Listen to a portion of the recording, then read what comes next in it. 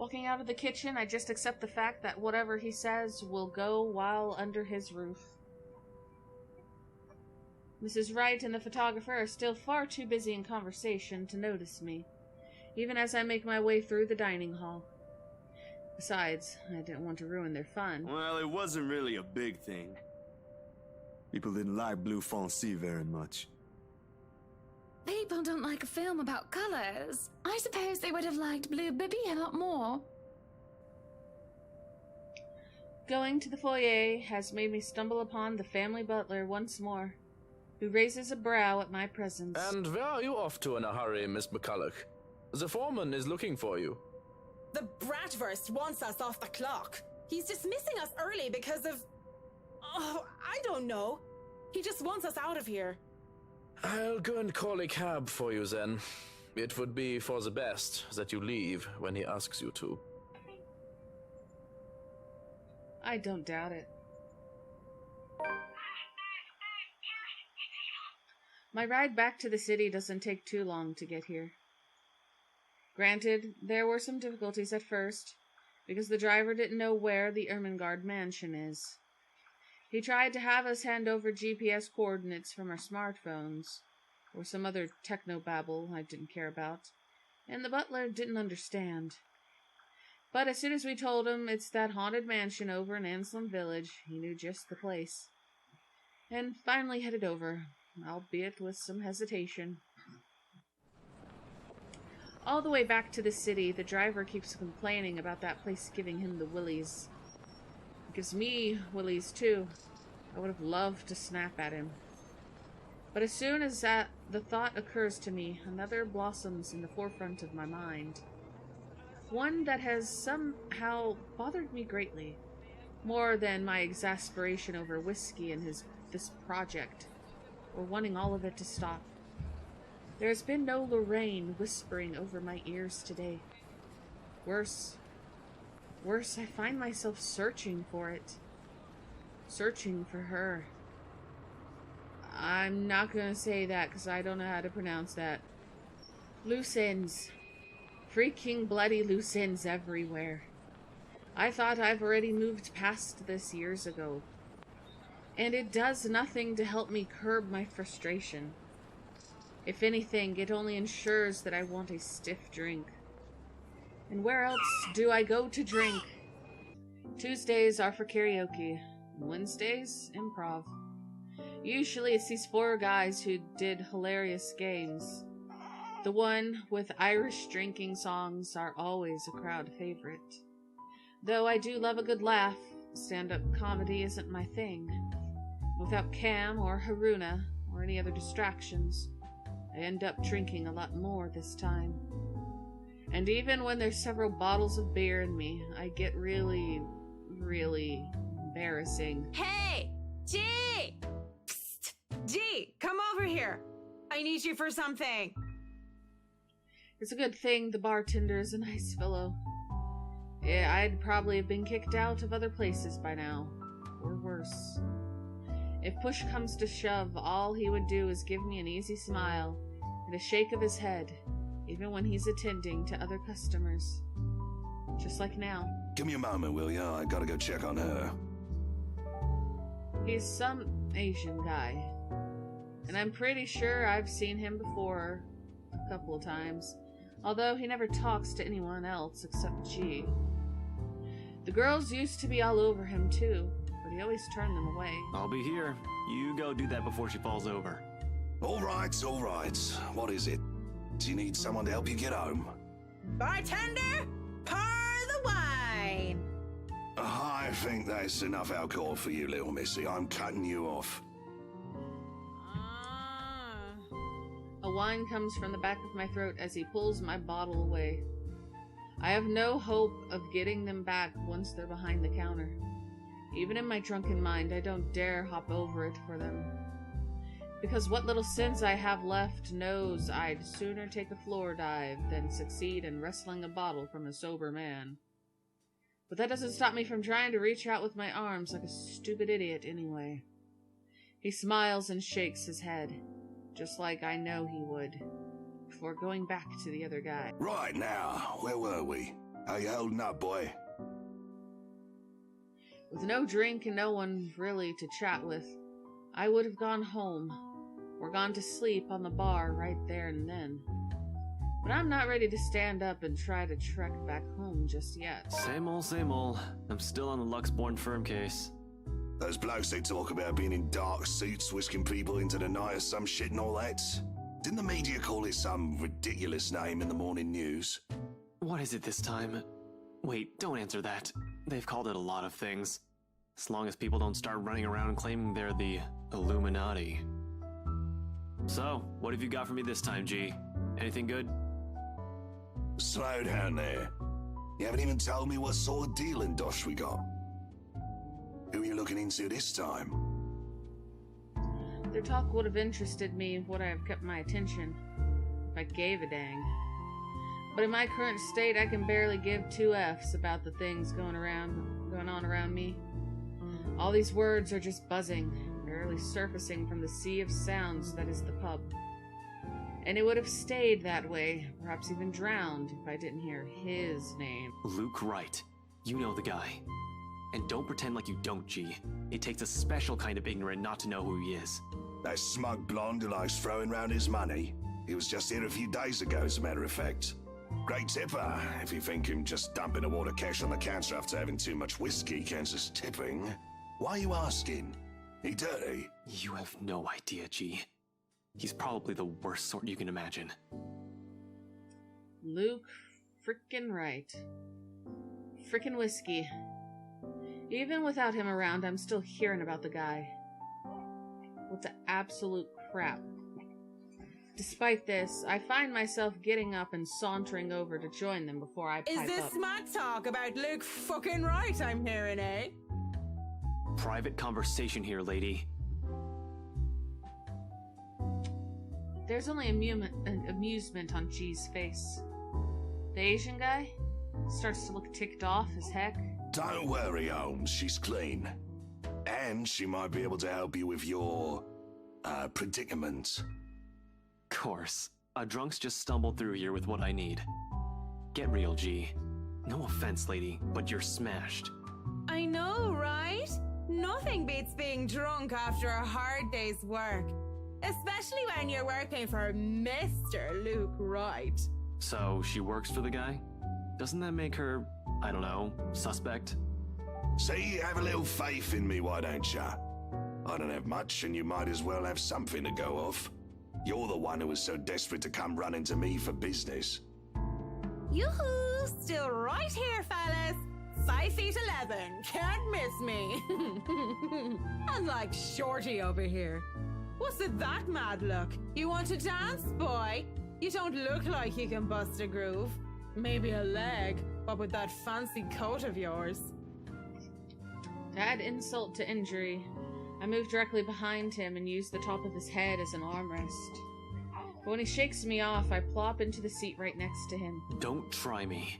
You can hardly stay on your feet. We don't want to ruin your fancy coat, do we?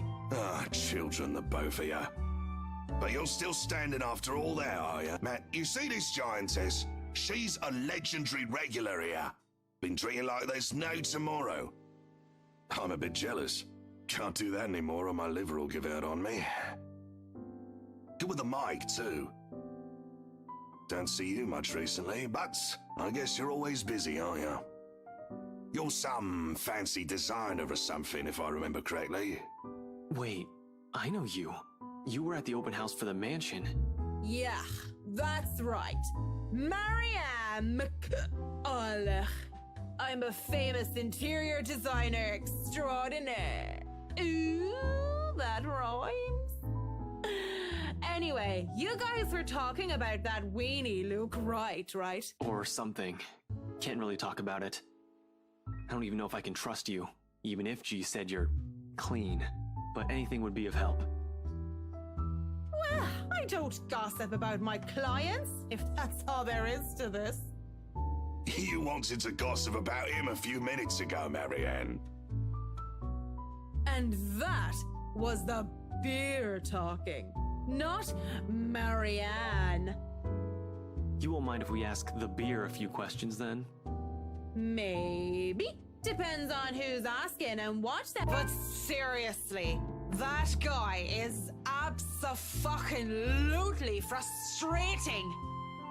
One moment, he's an absolute dickhead. And then he's acting like an actual decent human being the next. I just can't figure him out. I can't imagine how that pretty wife of his can put up with him. If I were her, I'd dump his flat arse straight up. And I'm not just saying that because I think Hannah's pretty or anything. Luke is a catch too. They both are. But I really cannot, for the love of all things holy, see how they even work out together. So, Luke Wright, have you noticed anything strange about him while you were working with him? Anything peculiar? Of note? You're the one being peachy right about now, Holmes. But nah, nothing that comes to mind off the top of my head. He's just like most rich, smarmy arseholes and then some. A giggle bubbles up and I press my cheek against the cool countertop with my eyes shut tight just because. Eventually cracking one eye open just in case they thought I fell asleep. I grin at Holmes. So, Holmes, I'm guessing you're some private detective or something. Is it Hannah? Did she pay you to look if he's been cheating or some such? Hannah's the wife, right? What about her? How is she? How is she or how is she? Well and good. Definitely the nicer of the two and sexy as sin to boot. Not a private detective then? Are you from one of them tabloids wanting to know if the Luke Wright doesn't know how to put his pants on right? Pants. I'd take the pants off of... Here we go. Sipping? Wait, what? I haven't been this drunk in such a long time. It's a miracle I've been coherent for as long as I've been right now. I'm asking you if you've noticed any odd behavior from her. Odd behavior? What? I wonder how she'd be drunk. I can just imagine her like the giggly sort. What do you think? These are serious questions, Marianne. Lives might just be at stake here. What do you expect? She's smashed. Why am I even doing this? This is getting me nowhere, G. She's not a reliable source. The chief, let alone the courts, aren't going to take the word of a drunk. This will be dismissed, and I might be in trouble if they try to argue that I coerced a testimony out of her. This is a fucking train wreck. You're a fucking train wreck now, if you ask me. Maybe it's about time you apply the brakes and stop for a bit. The wave of despair that comes over the both of them is palpable. If feelings had a taste, it'd be bitterer than the beer I'm full of. And it gets me thinking. Though thinking doesn't get me far with too much crap in my system. You know that's not an option. Thanks for being patient, McCullough. Good luck with your work on that mansion. Speaking of that mansion, there's something going on in that place. Something. As day! No wonder Mr. Wright likes it so much. It's as fishy as he is. Rotten bloke. Maybe that Santos girl is really onto something, eh? Suspicious shite, I'm telling you. Explains why she's so reluctant. What do you mean that Santos girl is onto something? Before I got another word out, there's hands on my shoulders and everything starts to spin. I quickly slap his hands away the best I can, send him the foulest look I can muster. Take your hands off me, pipsqueak. I'm not a lady who's shaken or stirred unless you want me up chucking on your pretty hair. But it's just like I said. Are you sure you aren't brain damn? Santos girl from VRC showed us this creepy letter. You know, just like those spam stuff you get in your emails. And we thought it was some joke or that the girl was just a bit too green to handle a big sale like that. You should have seen the look on their faces when they saw it. Whiskey, that's Luke fucking Wright, you get me? And the missus didn't look too happy either. I should have taken a picture and posted it everywhere. When rich snobs give you that face, no wonder the Santos girl went all mental on us. Working with them does that, you know? I think I'm about to. I'm not mental yet, am I? Anyway, just like I said, in that man... Hey, you okay? Holmes? You're looking a bit shaky yourself there. And he really is pale. Paler than before, at least. I can see the gears turning in his head on overtime. Suddenly he shoves a card in my hand. On it, his name, Ashton Frey, and his number. But he has second thoughts as he grabs it from me and slips it into my pocket. You're cute, pretty boy. But I prefer blondies. Well, you're not exactly my type either, lady. But listen to me. If something comes up, don't do anything rash. If you think you're in danger or if you see anything suspicious, call me and the authorities as soon as possible. You understand me? That's 99... I know what the damn emergency number is. Right, 999. Good, anyway, I have to run. See you, G. The guy's quick on his feet, already up and at him, as soon as the numbers leave his lips. Watching him as he maneuvers through the crowd of other pub-goers is enough to tire me out. Fast as he can, he's at the door and throws us a smile. That's all we get before he's gone. Just like that. Oi, what about your drink, boy? I'll go put it on your tab then. Holmes boy always like that, G? Pretty much. But what about you? I suppose I'll put your drinks on your tab too. Don't want you to spill your wallets when you look like you're close to spilling yourself. Yeah, and if it's fine by you, I think I'll go take a bit of a cat nap here. Just for a sec or two. Go right ahead. I'll wake you when I close up shop. Mumbling a sleepy thanks, I doze off on the spot, face pressed on the counter. Already, I dread the pain I'll have for sleeping in such a position. But when you gotta go, you gotta go. Oh, Marianne! How long have you been standing there, dearie? Come join us, Marianne. We won't bite. Unless you ask, that is. Not that I can get much sleep to begin with.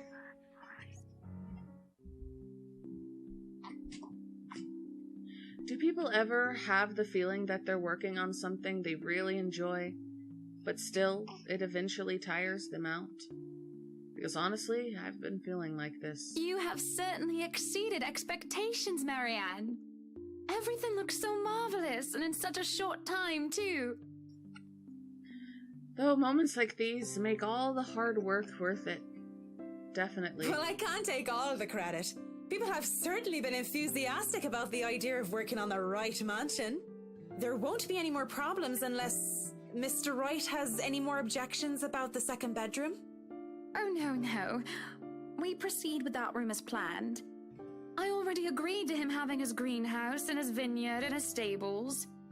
He may as well let me have this one thing. We're only about halfway done, but the honest satisfaction on a client's face is enough for me to push through. Let's face it, in between my exasperation at Mr. Wright's antics and her, I've been burning the candles at both ends. I can't even close my eyes without seeing a dead girl's face. Dead girl. Dead. She's dead. I have to keep reminding myself that, burying my feelings as deep as they've buried her body, 6 feet under. I shouldn't waste so much time on someone who's supposed to be gone. I've wasted so many years thinking about her already. There should be no need to bother myself with the dead, when I should be bothering myself with the living. Too bad the living are usually as complicated, if not more, than ghosts of the past. But don't you have a party? Yes. But Luke's just being a sweetie, you see. That friend he's visiting. He's having marital problems and he's just trying to cheer him up. It's even more complicated when the living in question is a pair of rich and famous socialites, way past their honeymoon phase. And I've been somehow roped into being a relationship counselor. They've been married for a long time and they've hit a... how do they say it? A rough patch. His wife has a drinking problem and can be very neglectful. The poor thing really does his best to be a good husband, but it's never enough for her. Sometimes I think it's the years. Maybe it's been so long that they've lost that romantic spark. What do you think? If I'm going to be completely honest, I need to ask. This is about you and Mr. Wright, isn't it? Suppose it is. What would you tell me? Then, I tell you it's none of my business. I tell you that I don't want to meddle. But, if the troubled husband with the neglectful wife asked me for my honest opinion, I'd say that he shouldn't base his happiness and his self-worth on someone else. Maybe he should try being independent for a while. See what it's like when he isn't trying to please someone else and doing things for himself. Everyone's supposed to be their own man or woman, right? A bit of breathing room never hurt anyone. We shouldn't let our fear control our lives. Why she thinks a single woman like me would be the best source of relationship advice is beyond me. Still, I talk and answer to the best of my abilities. Without realizing it, I'm already pouring out a part of me that I had thought were long gone. I'd like to believe my words will be of some help to Mrs. Wright. If I'm honest, though, they are of some help to me, like some weight have been taken off my shoulders. Lorraine. I really should handle what's left of the work. You won't be attending the party? Oh, you really must, Marianne. The weight of what happened to her hasn't left me yet, did it? Maybe. I'll try to stay and chat. Maybe grab a few bites and a drink, but I can't be around for the entirety of the event. My apologies. Busy, busy, busy. You must stay a while. I'd love for you to meet some of my friends, and they're ever so excited to meet you. You need to say hello to the Lees, at least. If it wasn't for them, I'd never even heard of you.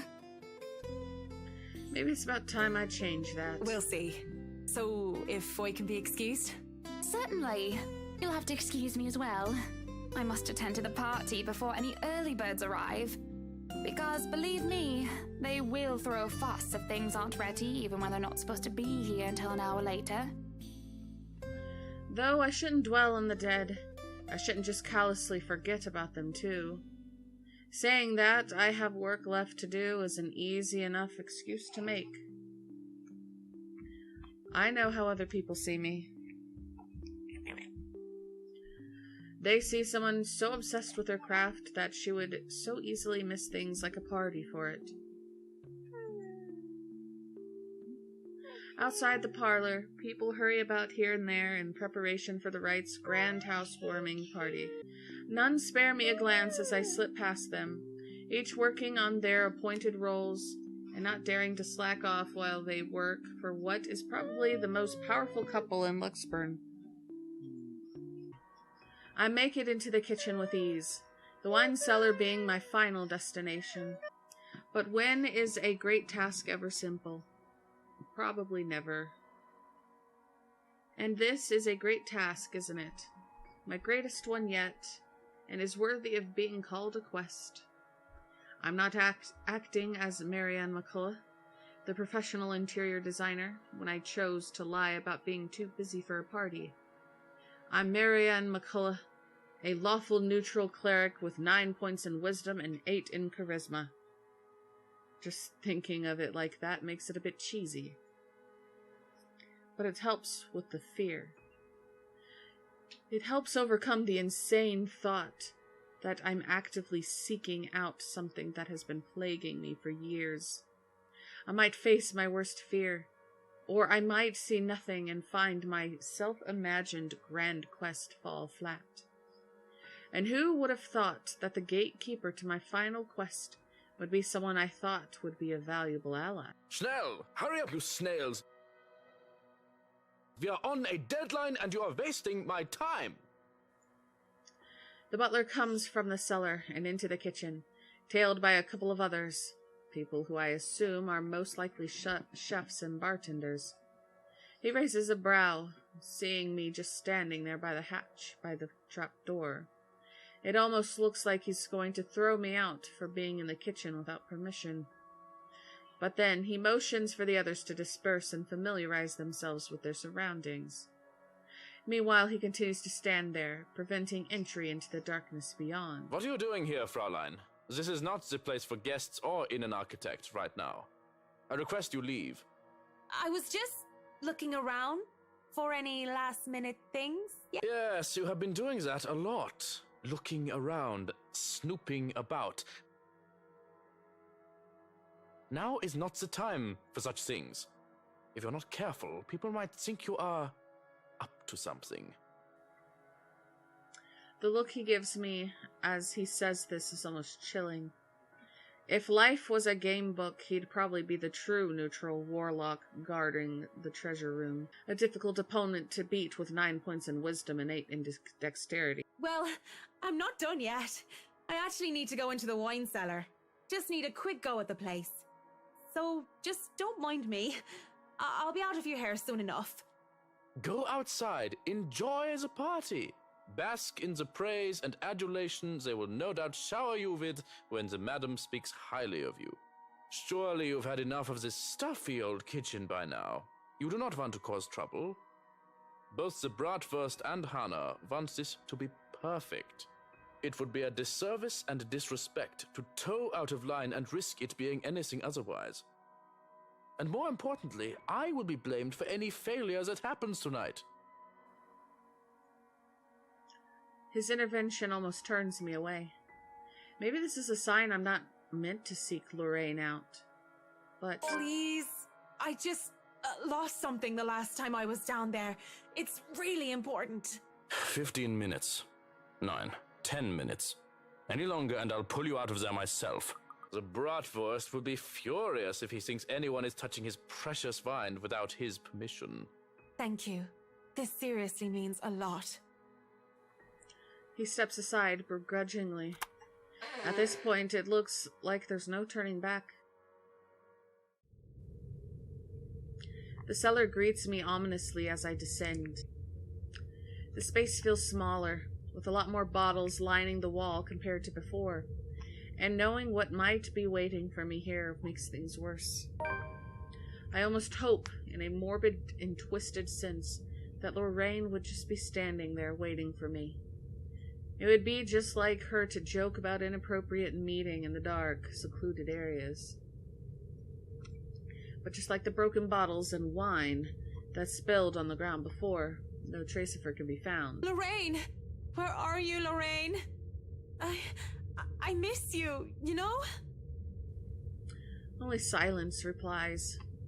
Funny that when you want to find something, that's the time when you can't. The thought that I wouldn't be able to see Lorraine one last time fills me with such despair. Sure, it was crazy coming down here willingly in the first place, but all I'm really looking for is closure. And if I can't see her, the least I can do is offer her a prayer.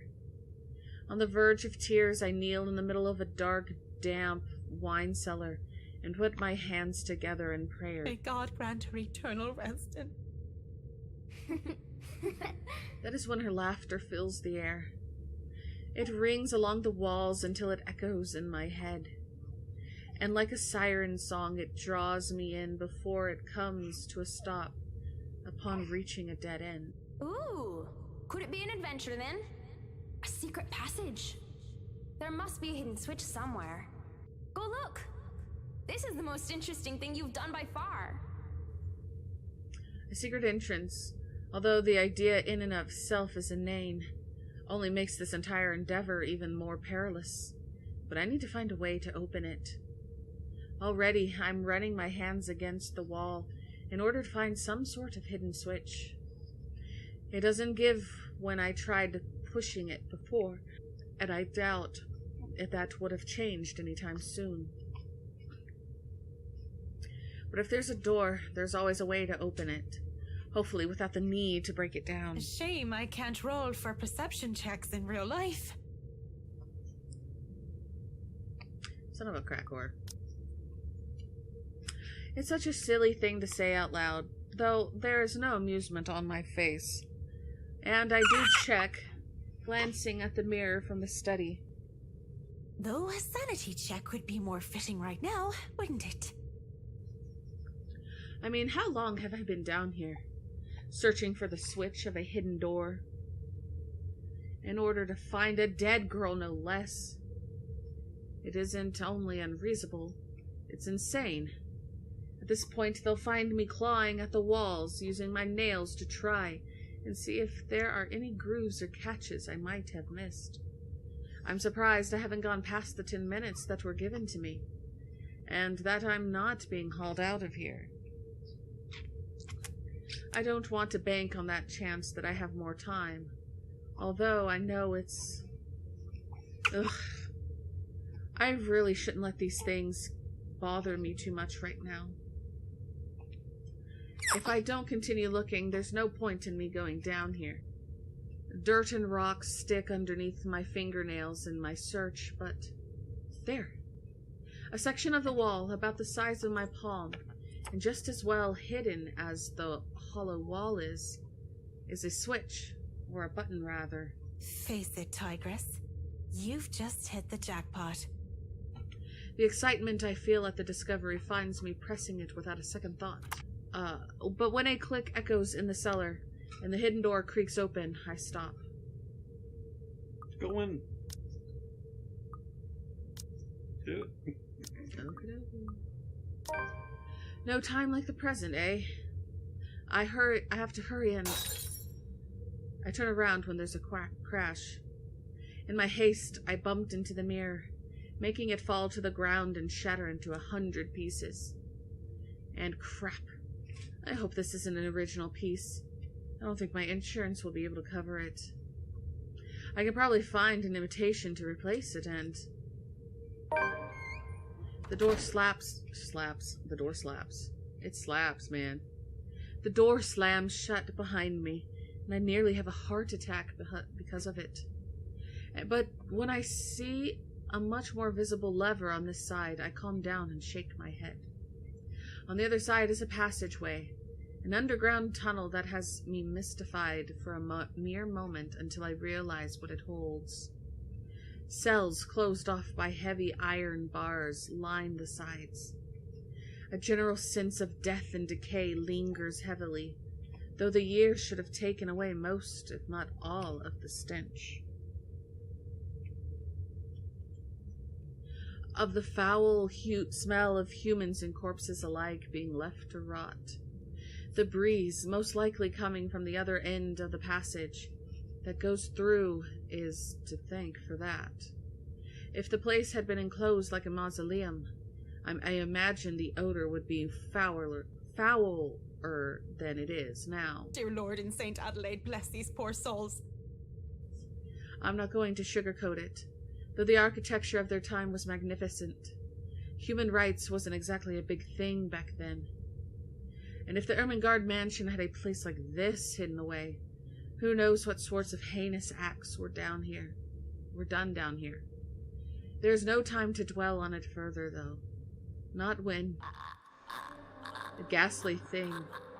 A corpse of a woman leans on the wall. Her arms and limbs... Almost every inch of her live body is peppered with wounds and rotting flesh. And it is then that the putrid smell of blood and gore hits me, making it so that I don't even question how I missed it in the first place. How long has this been here? Oh, that smell. Oh, you're a nasty one, aren't you? I flinch as the thing twitches. And as soon as it opens its eyes and looks at me with a smile, there's nothing on my mind but horror. I break into a run. I try to keep running no matter how much my legs and feet scream at me to stop. I keep going, even when I look back and see nothing of her anymore, because I can still hear her. The scampering of her feet, the words she tries to form with her bloodied mouth, and the painful sounds of bones grinding against each other as she moves closer and closer to me. How long are these damn tunnels? There's a split second where I know that thing is right behind me. A strange sensation creeping over my limbs when her presence looms over me. And then suddenly... I can't even do anything before I'm yanked by my hair and pulled back. Oh, whoop. I didn't see it do it. Still I struggle, up until I'm thrown to the side like some rag doll. I hit the ground on my side, and the musty smell of old hay that reaches me is my only indication that I'm still alive. Please don't hurt me! My body hurts, and I keep my eyes shut tight, afraid of what might happen next. What's wrong, Marianne? Are you really afraid of little old me? There's a flash of hope. She can help me. Save me from that thing. But as I see her smile, the same one that thing have, I know then that this isn't Lorraine. I am a fool to think so in the first place. It could never have been her to begin with. The real Lorraine is dead. She looms over me, backs me further in the cell that I was thrown in. What are you? Lorraine turns and shifts into that thing from before. And with that same gruesome grin, it takes a step forward towards the cell. Towards me. I barely scramble to my knees when the door to the cell slams shut, and it just stands there, staring. Shouts for help ring out in the tunnels, but none of them are coming from me. I'm more paralyzed and shocked by what is happening. My throat tightens at being fooled by the image of Lorraine, at the thought of being trapped down here. So then, where? Help me! Help me! Oh, help me! Are you getting all this on camera, Carl? Yeah, but are you guys sure this is a good idea? We're breaking and entering here. Don't worry, the owners of this place haven't been here in a long time. Look at this thing, though. It has writing in blood like some cheesy 80s horror prop. Wait, I have an idea. Oh man, that's genius! What kind of butthead would even take this thing seriously? Maybe we can stick this in Rowan's backpack. That's Juarez kid would panic. Guys? What? Spit it out! Behind you! There, in the corner of the cell, a digital camera comes flickering to life, and a video has played back on the screen. It was hard to even consider paying any attention to it when my life is on the line.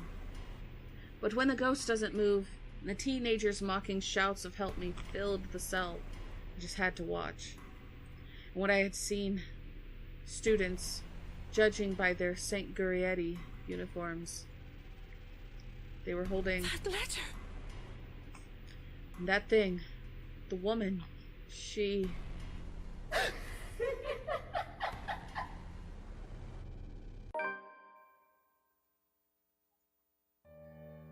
Dang. Well, she's still alive, I know that, but she's being held captive. For now, she's alive. Who knows? Now we're at Rebecca. Let's check our relationship statuses. Not very good with Ashton currently. Not very good with Isabella either.